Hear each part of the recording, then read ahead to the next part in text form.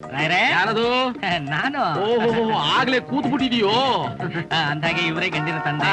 ನಮಸ್ಕಾರ. ನಮಸ್ಕಾರ. ಗಂಡು ಬರ್ಲಿಲ್ವಾ?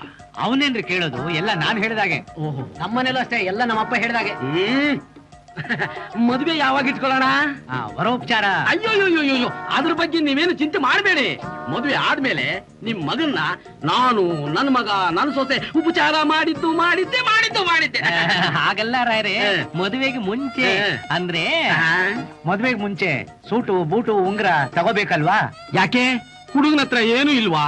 ಅಲ್ಲ ರಾಯರೇ, ಮಾವ ಕೊಟ್ಟಿದ್ದು ಅಂತ ಏನಾದ್ರೂ ಇರ್ಬೇಕಲ್ವೇ? ಕೆಲಸ ಮಾಡಿ, ನಿಮ್ ಹುಡುಗನಿಗೆ ಏನ್ ಬೇಕೋ ನೀವು ತಗೊಳ್ಳಿ, ನಮ್ಮ ಹುಡುಗಿ ಏನ್ ಬೇಕೋ ನಾವ್ ತಗೋತೀವಿ, ಅಲ್ಲಿ ಸರಿ ಹೋಗುತ್ತೆ. ಅಲ್ಲ ರಾಯರೇ, ಅವರು ನಿಮಗೆ, ನಿಮ್ಮ ಮಗನಿಗೆ, ನಿಮ್ಮ ಸೊಸೆಗೆ ಪಂಚೆ ಸೀರೆ ತೆಗಿಬೇಕಲ್ಲ? ಅಯ್ಯೋಯ್ಯೋ, ನಮಗಂತ ಆಸೆನೇ ಇಲ್ಲ. ನಿಮ್ಮದು ನೀವು ತಗೊಳ್ಳಿ, ನಮ್ಮದು ನಾವ್ ತಗೋತೀವಿ. ಎದಳೆ ಮೇಲಕ್ಕೆ ಒಳ್ಳೆ ಸಂಬಂಧ ಅಂತ ಕರ್ಕೊಂಬಂದ್ ತೋರಿಸಿದ್ಯಾ. ಅವ್ರ ಮಗಳನ್ನ ಅವ್ರ ಮನೆಯಲ್ಲೇ ಇಟ್ಕೊಳ್ಳಿ. ನಡಿ ಹೋಗೋಣ. ಅಯ್ಯಯ್ಯೋ, ಸೋಫಾ ಬಾಡಿಗೆ ತಂದಿದ್ದು ವೇಸ್ಟ್ ಆಗೋಯ್ತಲ್ಲೋ. ತಾಯಿ ಮಹಾಲಕ್ಷ್ಮಿ ಕಾಪಾಡು, ಪರಮೇಶ್ವರಿ ಕಾಪಾಡು ತಾಯಿ.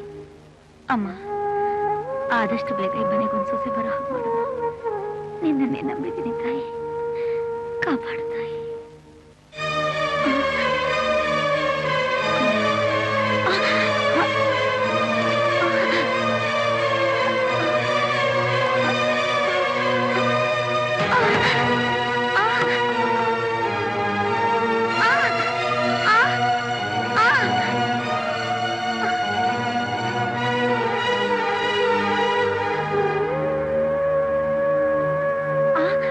ಅಯ್ಯೋ, ಭಾಗೀರಥಮ್ಮ, ನೀರ್ ಕೊಡಮ್ಮ.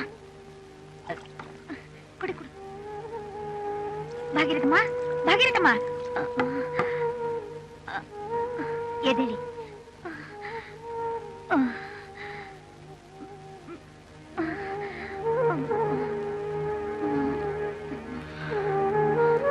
ಕೂತ್ಕೊಳ್ಳಿ ಲಕ್ಷ್ಮಣ್ಣವ್ರೆ. ಭಾಗ್ಯ ಬಂದು ಹೇಳಿದ್ಲು, ಹೋಗಿ ಹಾಲು ತಗೊಂಡ್ ಬಾ. ಇವಳೊಬ್ಳು. ಅಲ್ಲ ಭಾಗೀರಥಮ್ಮನವ್ರೆ, ನಿಮ್ ಮಗ ಡಾಕ್ಟ್ರು, ಕೈ ತುಂಬಾ ಸಂಪಾದನೆ ಮಾಡ್ತಾನೆ. ಅವನಿಗೊಂದು ಮದುವೆ ಗಿದ್ವೆ ಅಂತ ಮಾಡೋದ್ ಬೇಡ್ವೆ? ನಾನು ಅದನ್ನೇ ಹೇಳ್ತಾ ಇರ್ತೀನಿ ಲಕ್ಷ್ಮಮ್ಮನವ್ರೆ, ಆದ್ರೆ ಅವನು ಯಾಕೋ ಅದನ್ನ ಮನ್ಸಿಗೆ ಹಾಕೋತಾ ಇಲ್ಲ. ಅದೇನೋ ಇನ್ನ ಓದ್ಬೇಕು ಅಂತ ಇದ್ದಾನೆ. ಎಷ್ಟೋ ಜನ ಮದ್ವೆ ಆಗಿ ಓದಿ ಡಾಕ್ಟರ್ ಆಗಿರೋರಿಲ್ವಾ? ನಿಜ, ಎಲ್ಲ ನನ್ನ ಹಣೆ ಬರ. ದೇವ್ರು ಇರೋಕೆ ಗೂಡು ಕೊಟ್ಟಿದ್ದಾನೆ. ಉಡೋಕೆ ಉಣ್ಣೋಕೆ ಏನೂ ತೊಂದ್ರೆ ಇಲ್ಲ ಲಕ್ಷ್ಮಣನವ್ರೆ. ಆದ್ರೆ ನನ್ ಸೊಸೆ ಯಾವಾಗ ಬರ್ತಾಳೋ ಏನು? ಸೊಸೆನ್ ಕರ್ಕೊಂಬರೋದು ನಾವ್ ತಾನೇ, ಅವಳಾಗೆ ಬರ್ತಾಳ? ನೀವು ಮನ್ಸ್ ಮಾಡಿ. ನನ್ಗೇನು, ನಾಳೆನೆ ಮನೆ ತುಂಬಿಸ್ಕೊಳ್ಳೋಕ್ ನಾನ್ ರೆಡಿ. ಸರಿ ಬಿಡಿ, ನನಗ್ ಗೊತ್ತಿರೋ ಮದುವೆ ಬ್ರೋಕರ್ ಅಂತ ಒಬ್ಬರಿದ್ದಾರೆ, ಅವ್ರನ್ನ ಕಳಿಸ್ತೀನಿ. ನೀವು ಮಾತಾಡ್ ನೋಡಿ. ಅವನು ಒಪ್ಕೋಬೇಕಲ್ಲ ಲಕ್ಷ್ಮಣನವ್ರೆ. ಹಾಗಂತ ನಾವ್ ಸುಮ್ನೆ ಕೂತಿರೋಕಾಗತ್ತಾ? ಮಕ್ಳು ನಮಗ್ ಮದ್ವೆ ಮಾಡಿ ಅಂತ ಕೇಳ್ತಾರ. ನಾವು ನೋಡಿ ಹುಡುಗಿನ್ ಮೆಚ್ಕೊಂಡು ಮದ್ವೆ ಮಾಡ್ಕೊಳಪ್ಪ ಅಂದ್ರೆ ಅವನು ತಾನಾಗೆ ಒಪ್ಕೋತಾನೆ. ಹ, ಹೇಳ್ತೀನಿ. ನಾನಿನ್ ಬರ್ತೀನಿ, ನೀವು ಸ್ವಲ್ಪ ರೆಸ್ಟ್ ತಗೊಳ್ಳಿ.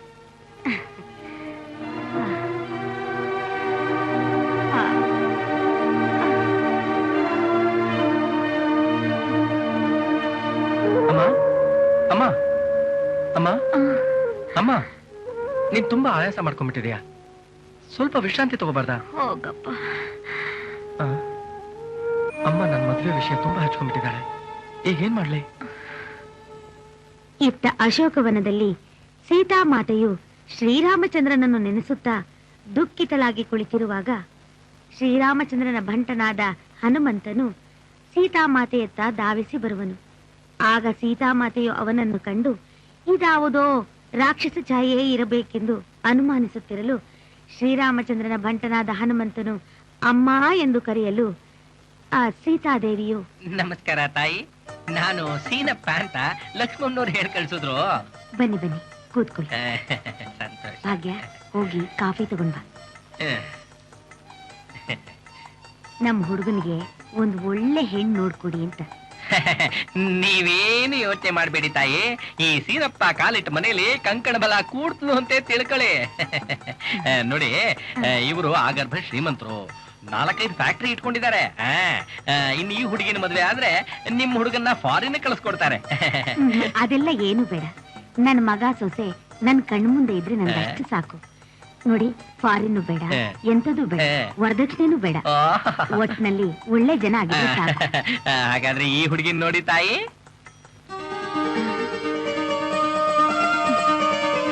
ಬಡವರು ಅಂತ ಹೇಳಕ್ಕಾಗದೆ ಇದ್ರು ಅಂತ ಸ್ಥಿತಿವಂತರಲ್ಲ. ತಂದೆ ತಾಯಿಗೆ ಒಬ್ಳೇ ಮಗಳು. ಕೊಡಮ್ಮೆ ಬಾದಾಮಿ ಹಾಲು.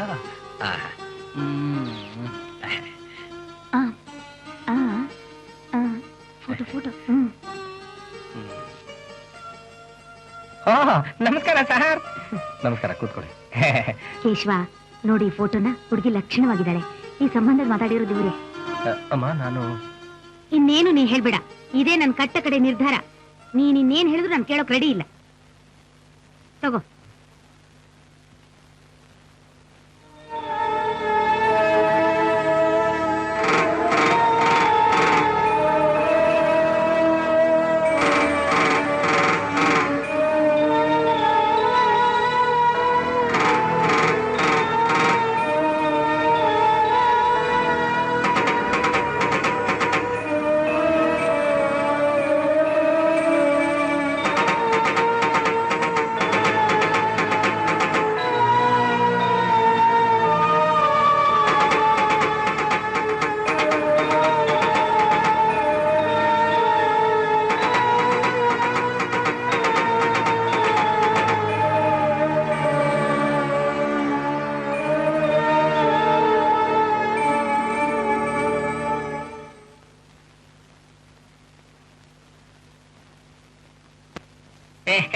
ನೋಡಿಮ್ಮ ಹುಡುಗನ್ ಫೋಟೋ.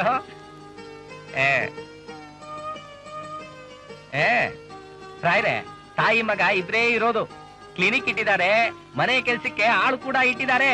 ಅದೆಲ್ಲ ಇರ್ಲಿ, ಡಾಕ್ಟ್ರು ಅಂತೀರಾ, ನಮ್ಮಂತಸ್ತಿಗೆ ತಕ್ಕ ಹಾಗೆ. ನೀವೇನು ವರದಕ್ಷಿಣೆ ಕೊಡ್ಬೇಕಾಗಿಲ್ಲ.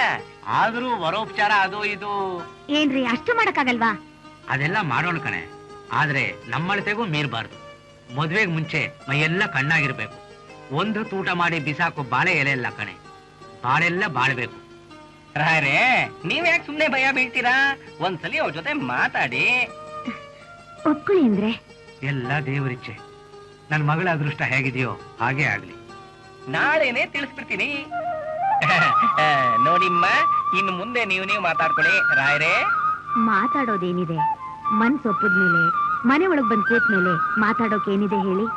ಅದೇ ಕೊಡೋದು ತಗೊಳ್ಳೋದು. ಓಹೋ, ಅದಾ? ಕೊಡೋದೇ ಆದ್ರೆ ಒಂದು ಕಾರ್ ಕೊಡಿ, ಕ್ಯಾಶ್ ಅಂದ್ರೆ 1 ಲಕ್ಷ ಕೊಡಿ. ದಯವಿಟ್ಟು ಕ್ಷಮಿಸಿ, ನನ್ ಕೈಲಿ ಅಷ್ಟು ಕೊಡೋಕ್ಕಾಗಲ್ಲ. ಹಾಗಿದ್ರೆ ಬಿಡಿ. ನೋಡಿ, ನಾನು ನನ್ನ ಮುದ್ದಾದ ಸೊಸೆನ ಮನೆಗೆ ಕರ್ಕೊಂಡು ಹೋಗ್ಬೇಕು ಅಂತ ಬಂದಿದ್ದೀನಿ ವಿನಃ ನೀವು ಕೊಡೋ ಹಣ ತಗೊಂಡು ಹೋಗ್ಬೇಕು ಅಂತಲ್ಲ. ತಪ್ಪು ತಿಳ್ಕೊಳ್ಬೇಡಿ. ನೊಂದ್ಕೋಬೇಡಿ. ಕಾಲನೇ ಹಾಗಿದೆ. ನಮ್ಮಂತವ್ರ ತಲೆ ಇರೋ ತನಕ ಈ ವರದಕ್ಷಿಣೆ ಅನ್ನೋದನ್ನ ತಗೋಬಾರ್ದು. ಏನಮ್ಮ, ನನ್ ಸೊಸೆ ಕೈಲಿ ಒಂದೋಟ ಕಾಫಿ ಗೀಫಿ ಕೊಡಿಸ್ತಿರೋ ಇಲ್ವೋ? ನಾನು ಅವಳು ನೋಡ್ಬೇಕು ಅಂತ ಕಾಯ್ತಾ ಇದ್ದೀನಿ. 1 ನಿಮಿಷ ಇರಿ, ಬರ್ತೀನಿ. ನೋಡಪ್ಪ, ನೋಡು ನೋಡು ಕೇಶವ. ಅಮ್ಮ, ನೀನ್ ಒಪ್ಕೊಂಡೆ ಅಂದ್ಮೇಲೆ ನಂಗಷ್ಟೇ ಸಾಕಮ್ಮ. ನಿನ್ ಸಂತೋಷನೇ ನನ್ ಸಂತೋಷ.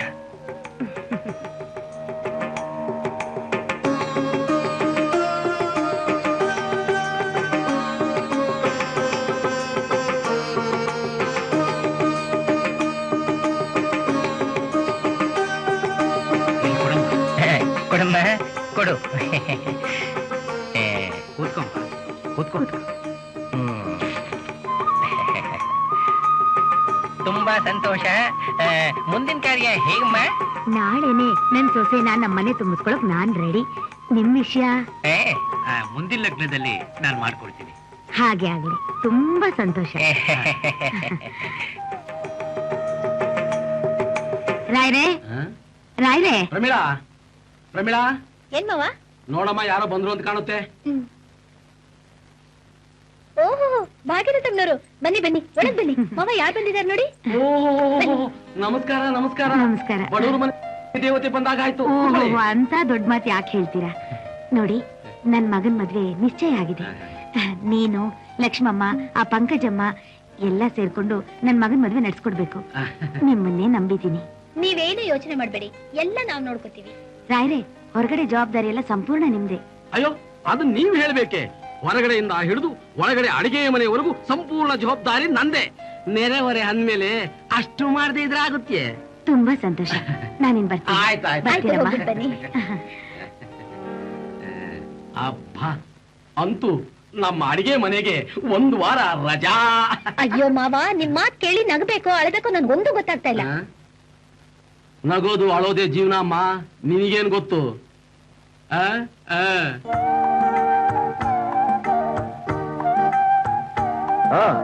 ಬಂದ್ಬಿಡ್ತೀವಿ, ಇನ್ನೊಂದು 15 ನಿಮಿಷ ಅಷ್ಟೇನೆ. ಓಕೆ, ಸಿಂಗಾರ ಮಾಡ್ಕೊತಾ ಇದ್ದಾಳೆ, ಬರ್ತಾಳೆ ಈಗ್ಲೇ. Final touch up. ಓಕೆ, ಬೇಗ ಬಾರೆ. ಅವ್ರಿಗಾಗ್ಲೇ 2 ಸಲ ಫೋನ್ ಮಾಡಿದ್ರು. ಏನ್ ಸಿಂಗಾರನ ಏನೋ ಹೇಳಿದ್ರು.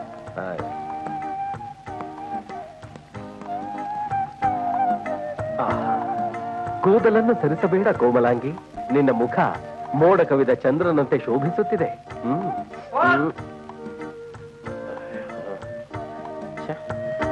ಒಳ್ಳೆ ಸಸ್ಯ ಹೊಡೆಯೋ ಟೈಮ್ ಟಪಾಲ್ ಬಂದ್ಬಿಡ್ತು.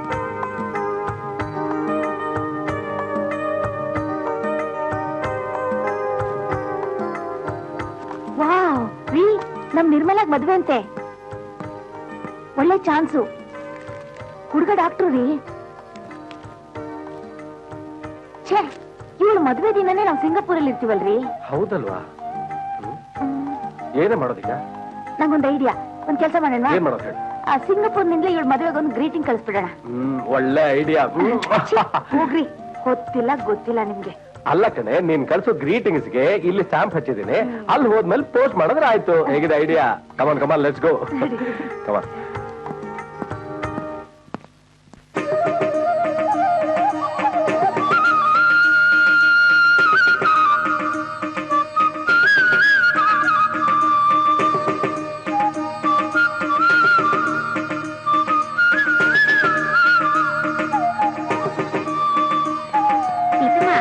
ಭಾಗೀರಥಮ್ನವರು ಲಕ್ಷ್ಮಿ ಅಂತ ಸೊಸೆನ್ ಮನೆ ಕರ್ಕೊಂಡ್ ಬಂದ್ಬಿಟ್ರು ಬಿಡಿ.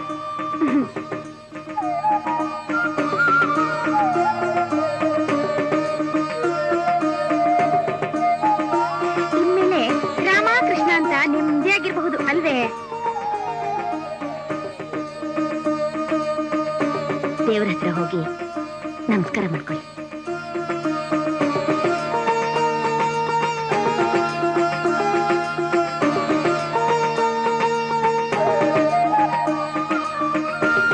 ಬೇಗ ಕೃಷ್ಣನಂತ ಮೊಮ್ಮಗನ ಕೈ ಕೊಟ್ಬಿಟ್ರೆ ಆಟ ಆಡ್ಸ್ಕೊಂಡಿರ್ತಾರೆ.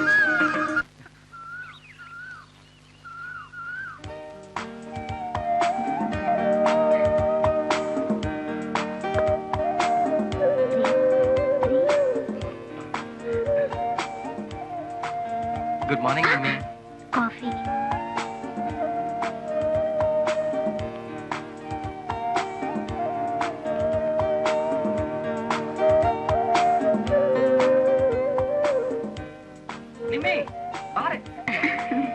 ನೀನ್ ಹೋಗಮ್ಮ, ಮೊದ್ಲು ಅವನಿಗೆ ಏನ್ ಬೇಕೋ ಅದನ್ನ ಕೊಡು ಹೋಗು. ಅವನಿಗೆ ಸ್ನಾನಕ್ಕೆ ನೀರ್ ರೆಡಿ ಮಾಡಮ್ಮ.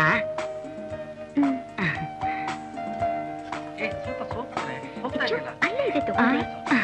ಏನ್ ಚಿಕ್ಕ ಮಗುನ? ಒಳಗಡೆ ಅಮ್ಮನ ಜೊತೆ ಕೆಲಸ ಮಾಡ್ಬೇಕು. ಸುಮ್ನೆ ಇದೆ.